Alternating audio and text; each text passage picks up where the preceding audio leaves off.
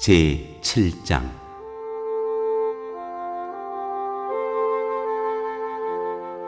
멜기세덱. 이 멜기세덱은 살렘 왕이요 지극히 높으신 하나님의 제사장이었습니다. 그는 아브라함이 여러 왕을 무찌르고 돌아올 때에 그를 만나서 축복해 주었습니다. 아브라함은 모든 것의 10분의 1을 그에게 나누어 주었습니다. 첫째로 멜기세덱이란 이름은 정의의 왕이라는 뜻이요, 다음으로 그는 또한 살렘 왕인데 그것은 평화의 왕이라는 뜻입니다. 그에게는 아버지도 없고 어머니도 없고 족보도 없고 생애의 시작도 없고 생명의 끝도 없습니다. 그는 하나님의 아들과 같아서 언제까지나 제사장으로 계신 분입니다. 멜기세덱이 얼마나 위대한가를 생각해 보십시오. 족장인 아브라함까지도 가장 좋은 전리품의 10분의 1을 그에게 바쳤습니다. 레위 자손 가운데서 제사장 직분을 맡는 사람들은 자기네 동족인 이스라엘 백성에게서 비록 그 백성도 아브라함의 자손이지만 율법을 따라 10분의 1을 받아들이라는 명령을 받았습니다. 그러나 멜기세덱은 그들의 족보에 들지도 않았지만 아브라함에게서 10분의 1을 받았고 하나님의 약속을 받은 그 사람을 축복해 주었습니다. 두말할 것 없이 축복은 아랫사람이 윗사람에게서 받는 법입니다. 한편에서는 죽을 수밖에 없는 사람들이 10분의 1을 받고 다른 한편에서는 살아계시다고 입증되시는 분이 그것을 받습니다. 말하자면 10분의 1을 받는 레위까지도 아브라함을 통해서 10분의 1을 바친 셈이 됩니다. 멜기세덱이 아브라함을 만났을 때에는 레위는 아직 자기 조상 아브라함의 허리 속에 있었으니 말입니다. 그런데 이 레위 계통의 제사직과 관련하여 이스라엘 백성은 율법으로 지령을 받기는 하였습니다. 그러나 만일 그 제사직으로 완전한 것이 이루어질 수 있었다면 아론의 계통이 아닌 멜기세덱의 계통을 따른 다른 제사장이 생겨날 필요가 어디에 있겠습니까? 제사 직분에 변화가 생기면 율법에도 반드시 변화가 생기기 마련입니다. 이런 말이 가리키는 분은 레위 지파가 아닌 다른 지파에 속한 분입니다. 그 지파에 속한 사람으로서는 아무도 제단에 종사한 적이 없습니다. 우리 주님께서는 유다 지파에서 나신 것이 명백합니다. 그런데 모세는 제사장들에 관하여 말할 때 이 지파와 관련해서는 말한 것이 아무것도 없습니다. 멜기세덱과 같은 모양으로 다른 제사장이 생겨난 것을 보면 이 사실은 더욱더 명백합니다. 그는 제사장의 혈통에 대해서 규정한 율법을 따라 제사장이 되신 것이 아니라 썩지 않는 생명의 능력을 따라 되셨습니다. 그를 두고서 말하기를 너는 멜기세덱의 계통을 따라서 영원히 제사장이다 한 증언이 있습니다. 전에 있던 계명은 무력하고 무익함으로 패하게 되었습니다. 율법은 아무것도 완전하게 하지 못하였습니다. 그래서 하나님께서는 더 좋은 소망을 우리에게 주셨습니다. 우리는 이 소망을 힘입어서 하나님께 가까이 나아갑니다. 그리고 예수께서는 하나님의 맹세 없이 제사장이 되신 것이 아닙니다. 레위 계통의 사람들은 맹세 없이 제사장이 되었습니다. 그러나 예수께서는 자기에게 말씀하시는 분의 맹세로 제사장이 되신 것입니다. 주님께서 맹세하셨으니 주님은 마음을 바꾸지 않으실 것이다. 너는 영원히 제사장이다 하셨습니다. 이렇게 해서 예수께서는 더 좋은 언약을 보증하시는 분이 되셨습니다. 또한 레위 계통의 제사장들은 죽음 때문에 그 직무를 계속할 수 없어서 그 수가 많아졌습니다. 그러나 예수는 영원히 계시는 분이므로 제사장직을 영구히 간직하십니다. 따라서 그는 자기를 통하여 하나님께 나오는 사람들을 완전하게 구원하실 수 있습니다. 그는 늘 살아 계셔서 그들을 위하여 중재의 간구를 하십니다. 예수는 이러한 제사장으로 우리에게 적격이십니다. 그는 거룩하시고 순진하시고 순결하시고 죄인들과 구별되시고 하늘보다 높이 드신 분입니다. 그는 다른 대제사장들처럼 날마다 먼저 자기 죄를 위하여 희생 제물을 드리고 그 다음에 백성을 위하여 희생 제물을 드릴 필요가 없습니다. 그는 자기 자신을 바치셔서 단 한 번에 이 일을 이루셨기 때문입니다. 사람들에게 약점이 있어도 율법은 어쩔 수 없이 그들을 대제사장으로 세우지만 율법이 생긴 이후에 하나님께서 맹세하신 말씀은 영원히 완전하게 되신 아들을 대제사장으로 세웠습니다.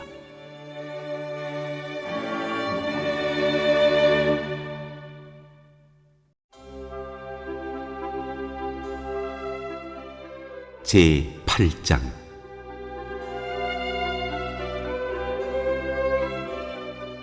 새 언약의 대제사장. 지금 말한 것들의 요점은 이러합니다.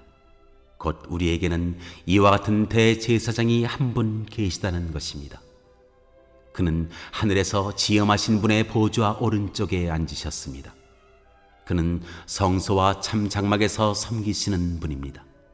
이 장막은 주님께서 세우신 것이요 사람이 세운 것이 아닙니다.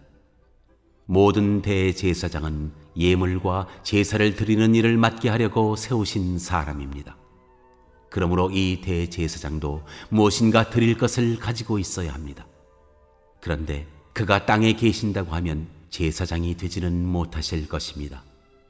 땅에서는 율법을 따라 이미 예물을 드리는 사람들이 있기 때문입니다. 그러나 그들은 하늘에 있는 것들의 모형과 그림자에 지나지 않는 땅에 있는 성전에서 섬깁니다. 모세가 장막을 세우려고 할 때 너는 명심하여 내가 산에서 네게 보여준 그 모형을 따라 모든 것을 만들어라 하고 말씀하신 하나님의 지시를 받은 것입니다. 그러나 이제 그리스도께서는 더욱 훌륭한 직무를 맡으셨습니다. 그가 더 좋은 약속을 바탕으로 하여 세운 더 좋은 언약의 중재자이시기 때문입니다. 그 첫 번째 언약에 결함이 없었다면 두 번째 언약이 생길 여지가 없었을 것입니다. 그런데 하나님께서는 자기 백성을 나무라시면서 이렇게 말씀하셨습니다. 주님께서 말씀하신다. 보아라, 날이 이를 것이다. 그때 내가 이스라엘 집과 유다 집과 더불어 새 언약을 맺을 것이다. 또 주님께서 말씀하신다.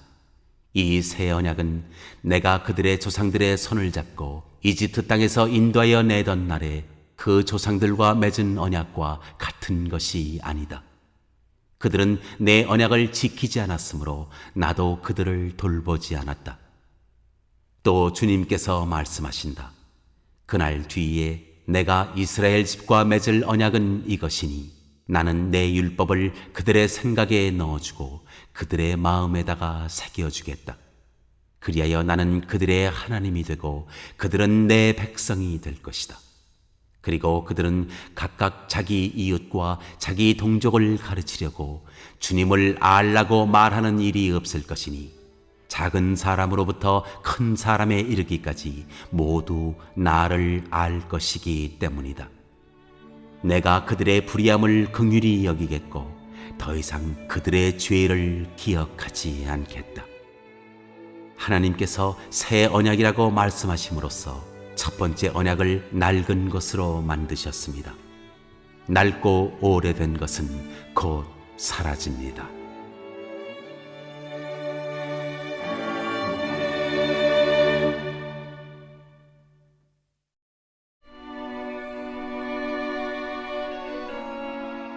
제9장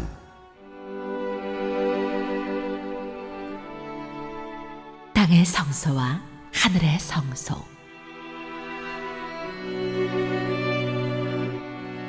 첫 번째 언약에도 예배 규정과 세상에 속한 성소가 마련되어 있었습니다. 한 장막을 지었는데 곧 첫째 칸에 해당하는 장막입니다.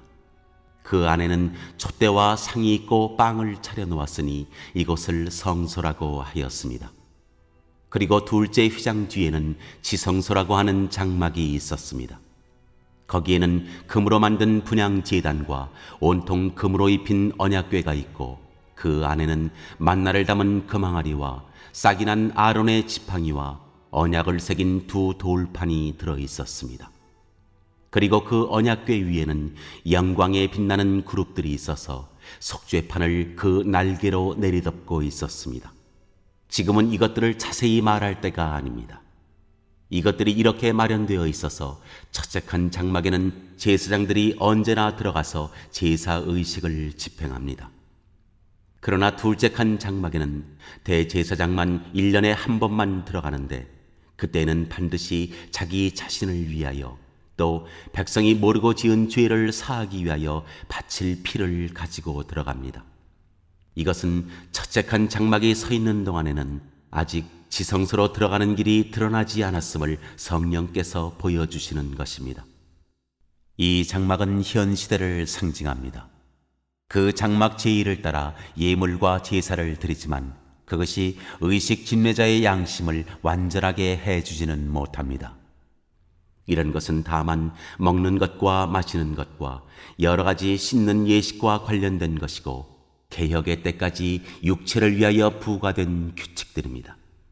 그러나 그리스도께서는 이미 일어난 좋은 일을 주관하시는 대제사장으로 오셔서 손으로 만들지 않은 장막, 다시 말하면 이 피조물에 속하지 않은 더 크고 더 완전한 장막을 통과하여 단 한 번의 지성소에 들어가셨습니다.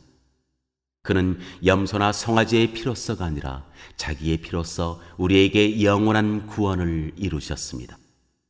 염소나 황소의 피와 암송아지의 죄를 더러워진 사람들에게 뿌려도 그 육체가 깨끗하여져서 그들이 거룩하게 되거든 하물며 영원한 성령을 힘입어 자기 몸을 흠없는 제물로 삼아 하나님께 바치신 그리스도의 피야말로 더욱더 우리들의 양심을 깨끗하게 해서 우리로 하여금 죽은 행실에서 떠나서 살아계신 하나님을 섬기게 하지 않겠습니까? 그러므로 그리스도는 새 언약의 중재자이십니다. 그는 첫 번째 언약 아래에서 저지른 범죄에서 사람들을 구속하시기 위하여 죽으심으로써 부르심을 받은 사람들로 하여금 약속된 영원한 유업을 차지하게 하셨습니다. 유언의 효력을 논의하는 경우에는 유언한 사람이 죽었다는 확인이 꼭 필요합니다. 유언이라는 것은 유언한 사람이 죽어야만 효력을 냅니다. 유언한 사람이 살아있는 동안에는 유언은 아무런 효력이 없기 때문입니다. 이러므로 첫 번째 언약도 피 없이 세운 것은 아닙니다. 모세가 율법을 따라 모든 계명을 백성에게 말한 뒤에 물과 붉은 양털과 우슬초와 함께 송아지 피와 염소 피를 취하여 언약책과 온 백성에게 뿌리고서 이것은 하나님께서 여러분에게 명하신 언약의 피입니다 하고 말하였습니다. 또 같은 방식으로 그는 장막과 제사의식에 쓰이는 모든 기구에도 피를 뿌렸습니다. 율법에 따르면 거의 모든 것이 피로 깨끗해집니다. 그리고 피를 흘림이 없이는 죄를 사함이 이루어지지 않습니다.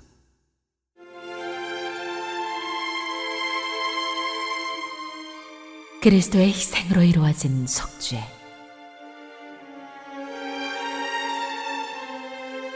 그러므로 하늘에 있는 것들의 모형물은 이런 여러 의식으로 깨끗해져야 할 필요가 있지만 하늘에 있는 것들은 이보다 나은 희생 제물로 깨끗해져야 합니다. 그리스도께서는 참 성소의 모형에 지나지 않는 손으로 만든 성소에 들어가신 것이 아니라 바로 하늘 성소 그 자체에 들어가셨습니다. 이제 그는 우리를 위하여 하나님 앞에 나타나셨습니다. 대제사장은 해마다 짐승의 피를 가지고 성소에 들어가지만 그리스도께서는 그 몸을 여러 번 바치실 필요가 없습니다. 그리스도께서 그 몸을 여러 번 바치셔야 하였다면 그는 창세 이래로 여러 번 고난을 받아야 하셨을 것입니다. 그러나 이제 그는 자기를 희생 제물로 드려서 죄를 없이 하시기 위하여 시대의 종말에 단 한 번 나타나셨습니다. 사람이 한 번 죽는 것은 정해진 일이요 그 뒤에는 심판이 있습니다. 이와 같이 그리스도께서도 많은 사람의 죄를 짊어지시려고 단 한 번 자기 몸을 제물로 바치셨고, 두 번째로는 죄와는 상관없이 자기를 기다리고 있는 사람들에게 나타나셔서 구원하실 것입니다.